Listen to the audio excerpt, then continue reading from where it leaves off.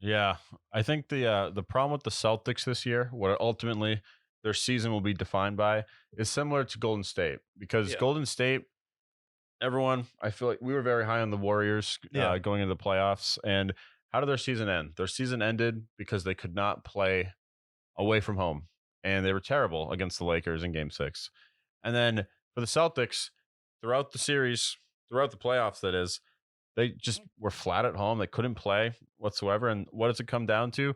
Just not putting a great performance on the floor at home in a playoff game. And Yeah.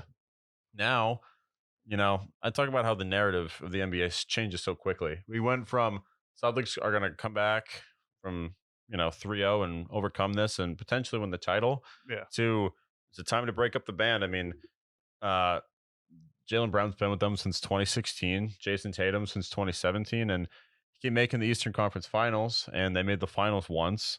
Um, but they keep coming up short. And how long are you going to keep this project going when it keeps leading to the same outcome? Yeah, and I thought Tatum struggled a lot with turnovers in the finals. But even in games versus Philadelphia in the playoffs this year, where that Tatum struggled, he was an absolute force on defense and on the offensive glass. Hmm.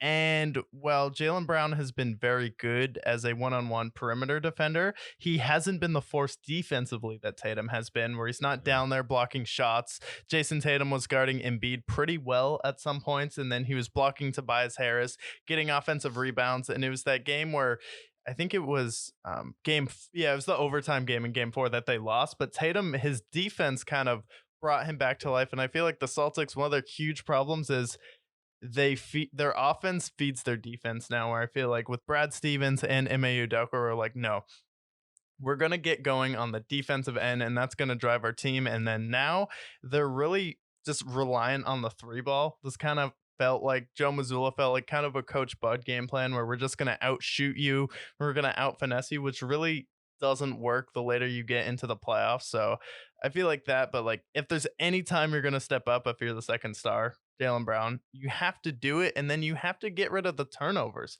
Because if we keep having the same conversation every year where Jaylen Brown turned the ball over 8 times and he couldn't dribble with his left hand, and then he suddenly forgets how to shoot in big games, it's like this is the time where you have to get rid of him where his value's at the highest, especially if you can move him for someone like Dame.